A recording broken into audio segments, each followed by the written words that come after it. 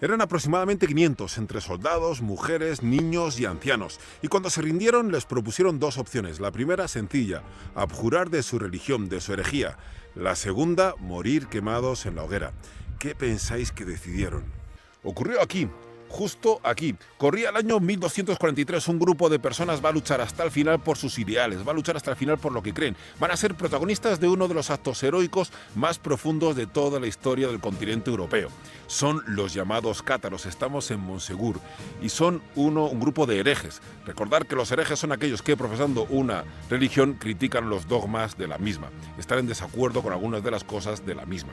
Pues bien, los herejes, ya hemos hablado varias veces en este canal, son los más odiados por sus correligionarios o por sus ex-correligionarios. Esto básicamente es por tres razones principales. La primera de ellas es porque son gente culta, gente cultivada, gente que conoce perfectamente lo que está criticando y tienen espíritu crítico. Eso es muy importante. En el caso de los cátaros, bueno, pues eran teólogos, eran puros teólogos y conocían mucho mejor que sus propios adversarios lo que era la religión católica. La segunda es porque siembran dudas, y siembran dudas porque en algunas ocasiones dicen cosas que son muy ciertas. En el caso de los cátaros es claro que lo que ellos criticaban es que la Iglesia católica de alguna manera se había prostituido, no era lo que decía ser. Predicaban la pobreza, predicaban el seguimiento a Cristo, predicaban un montón de cosas que luego no cumplían. Ya sabemos que en aquellos siglos XI y XII la Iglesia católica estaba perfectamente unida al feudalismo y vivían en la pura opulencia. La tercera es que ponen en peligro la mismísima jerarquía de la Iglesia o de las personas que están criticando. Y eso, sin lugar a dudas, no se puede respetar. Hay que luchar contra ello sí o sí. La fortaleza que vemos hoy en día no es en absoluto en la que lucharon aquellos cátaros. Esta fortaleza es posterior, se hizo justo después. En este lugar lo que había era una especie de pueblo fortificado, un castro, en el cual convivían 500 personas. De las 500 personas que convivían se dice que había unos 50 que realmente eran versados en el arte de las armas. Pues bien, aguantaron a un ejército que estaba pues allá abajo, acantonado por todas partes, ¿vale? Esto es una posición defensiva muy buena. Aguantaron 10 meses. Imaginaros un detalle solo. El asedio de Malta, los que seguís mi canal lo conocéis perfectamente, duró 4 meses. Bueno, pues esta gente aquí, estos 500 tipos, aguantaron aquí 10 meses. Les llamaron los cátaros, que viene del griego cátaroi, que significa puros, y les llamaban así con desdén, les llamaban así para criticarles, les llamaban así en plan, vosotros sois los que os consideráis puros. Ellos a sí mismos se llamaban hombres buenos o buenos cristianos. Nunca se llamaron cátaros, y es que es algo muy frecuente cuando empieza una guerra de religión poner ese tipo de apelativos, intentar humillar a tu enemigo. Y uno podría pensar que hemos cambiado mucho, pero yo no sé, no tengo tan claro si hemos cambiado tanto. En estos momentos, en algunos casos, algunas corrientes políticas se comienzan a tratar como si fueran religiones. Yo siempre digo que si en la Alemania del 1941 hubieran obligado a leer de verdad Mein Kampf, lo hubieran hecho con sentido crítico, la gente se hubiera dado cuenta que Adolf Hitler lo único que decía era verdaderas estupideces, una concatenación de tonterías que no llevaban a ninguna parte. Igualmente, si muchos de los que ahora mismo dicen que son comunistas se leyeran el manifiesto comunista, porque hay muchos que no se han leído ni siquiera el manifiesto comunista, posiblemente no defendieran que Marx era una persona, es un filósofo que jamás se equivocó, y posiblemente tuvieran un sentido crítico mucho más fuerte.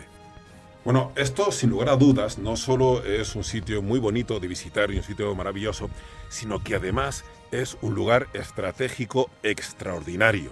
Voy a ver si consigo enseñároslo. Mirad cómo es. Está incluso lloviendo un poquito, no sé si se nota, son las gotas que no hacen ningún mal. Pero bueno, una de las cosas más curiosas del movimiento cátaro es que al inicio no eran considerados una amenaza. Y al principio incluso los propios obispos del lugar, los propios sacerdotes, debatían sobre cuestiones de doctrina, sobre cuestiones dogmáticas con ellos. Y eso es lo que hizo que mucha gente al final cambiara de bando, porque muchos nobles, incluso de la época del sur de Francia, se unieron a los cátaros, porque realmente ganaban las discusiones, porque eran gente que estaba completamente formada. ¿Qué ocurre? Que enseguida el papado se da cuenta de que la discusión, intercambio de opiniones, el intercambio de realidades, no es el camino. Tienen que acabar con ellos de forma radical, y lo van a hacer de la forma más radical posible. A todos aquellos que no se arrepientan de haberse pasado de bando, de haberse cambiado de bando, de haberse unido a los cátaros, los van a quemar vivos. Bueno, más allá de la historia, el lugar está lleno de relatos místicos, de leyendas. Una de ellas es que cerca de aquí, en alguno de estos acantilados que tenemos por aquí abajo, está enterrado el tesoro albigense. Otra de las leyendas, por ejemplo, que hay es que este templo, esto sería en inicio un templo solar organizado por los cátaros. Bueno, eso no tiene ningún sentido, porque como hemos dicho, esto no lo construyeron los cátaros. Pero sin lugar a dudas, el sitio es un sitio excepcional, es un sitio que si eres de aquellas personas que creen estas cosas, bueno, pues seguramente te dé que pensar. Otro de los sellos distintivos de los cátaros era el papel que le daban a la mujer. Trataban a la mujer casi como una igual, y en aquella cultura, en aquella iglesia de los siglos XII y XIII, aquello era demencial. La iglesia era extremadamente machista.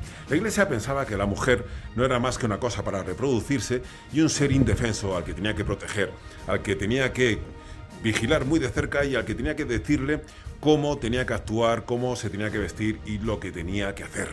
Dicen que les traicionaron. Y bueno, ya sabes que no hay un buen asedio sin una buena traición. Yo no sé si les traicionaron o no, la realidad es que aguantaron de más, aguantaron de una forma completamente heroica. Al final tuvieron que claudicar. Y cuando claudicaron, básicamente les pusieron en una tesitura, en una dicotomía muy sencilla. O abjuraban de su herejía, abjuraban de ser hombres buenos cristianos o cátaros, como les llamaban los contrarios, o iban a ser quemados en la hoguera. De los 500 que hay 210, casi la mitad, que no van a abjurar, que van a morir en la hoguera, van a morir quemados en la hoguera. Esto que tenemos aquí es un monumento en su memoria, en el lugar que se cree que fueron quemados. Y tú dirás, bueno, si es que quemarse por un ideal religioso es una tontería, es una barbaridad. Por supuesto que sí, pero no en aquel tiempo. No en aquel tiempo. Y más que eso, si no se hubieran sacrificado, si no hubiera ocurrido lo que ocurrió, posiblemente hoy tú y yo no estuviéramos hablando de los cátaros.